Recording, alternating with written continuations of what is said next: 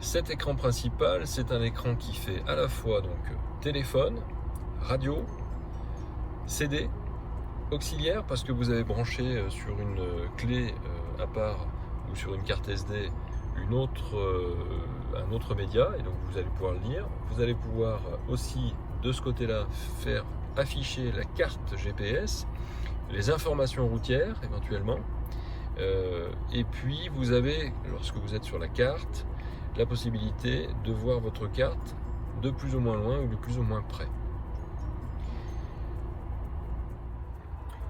Nous sommes donc sur un radio GPS Nissan Qashqai, ce qui veut dire que vous avez la possibilité, donc grâce au bouton en haut à gauche, de connecter un téléphone portable. Pour connecter votre téléphone portable, il vous suffit simplement de mettre connexion, coupler un nouvel appareil. La radio du véhicule va chercher un téléphone à proximité. Dès qu'il l'a trouvé, il va l'afficher. Il suffira d'appuyer sur le nom de ce téléphone et ensuite d'accepter le couplage, puisque vous allez recevoir une notification sur votre téléphone. Vous acceptez ce couplage, vous tapez le mot de passe 1, 2, 3, 4 et c'est associé.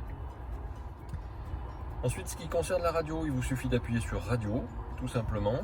Vous avez votre radio qui va s'afficher ici. Vous avez la possibilité d'avoir une liste de mémoire.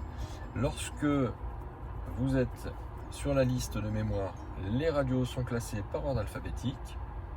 Et donc, comme c'est tactile, vous descendez ou vous montez pour chercher la radio qui vous intéresse et toujours par ordre alphabétique pour les radios qui sont dans cette liste.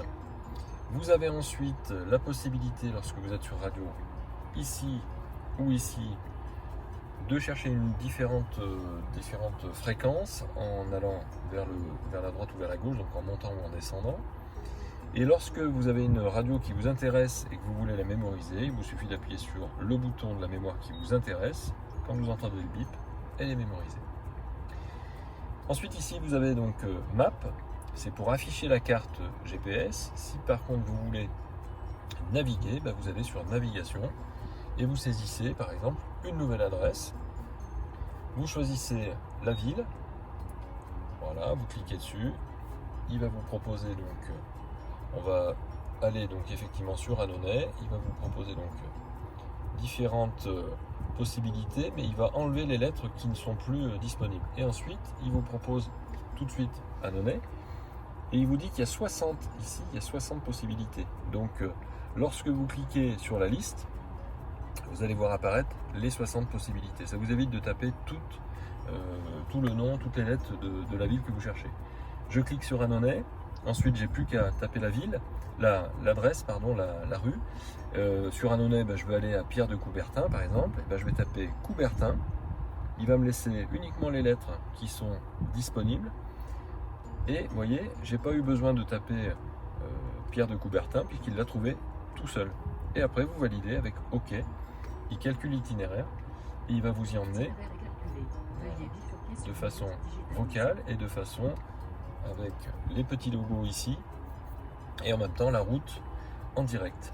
Il vous dit qu'il y a 5,4 km à faire pour y être et vous allez arriver donc dans 10 minutes puisque vous arrivez à 11h34. Donc comme je vous le disais tout à l'heure, vous allez pouvoir moduler votre carte pour avoir une vue plus ou moins éloignée. Ensuite vous allez dans menu et puis vous allez pouvoir faire stopper le guidage. Lorsque vous êtes trompé, vous faites stopper guidage. Voulez-vous annuler? Oui. Et voilà, c'est fait. Ensuite ici, donc, vous avez l'onglet Info, donc pour avoir Info route. Il vous dit qu'actuellement, par exemple, à Valence, sur la Nationale 7, il y a 7,1 km de bouchons, etc. Donc ça, c'est toutes les informations que vous pouvez avoir avant de prendre la route.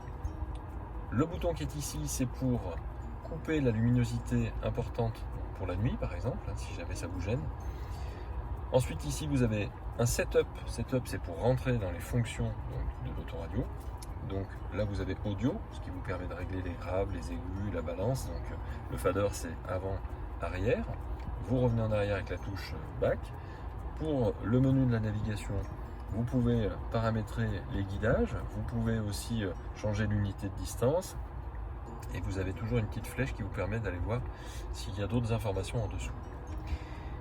Ensuite, vous avez le système, donc l'affichage, l'heure, c'est ici que vous allez pouvoir changer l'heure.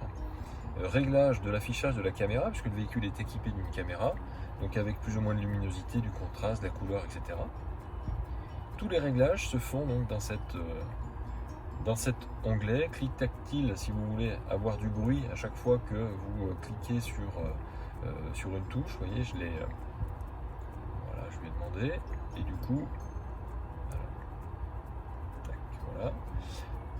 Touche clic on, voilà. Et voilà, à chaque fois que je vais appuyer sur mon écran, ça va faire du bruit. Bon, l'idéal c'est peut-être de l'enlever parce que c'est rigolo au départ, mais c'est agaçant à la fin. Téléphone Bluetooth, si vous voulez à nouveau appareiller un nouveau téléphone, vous pouvez le faire depuis cette fonction.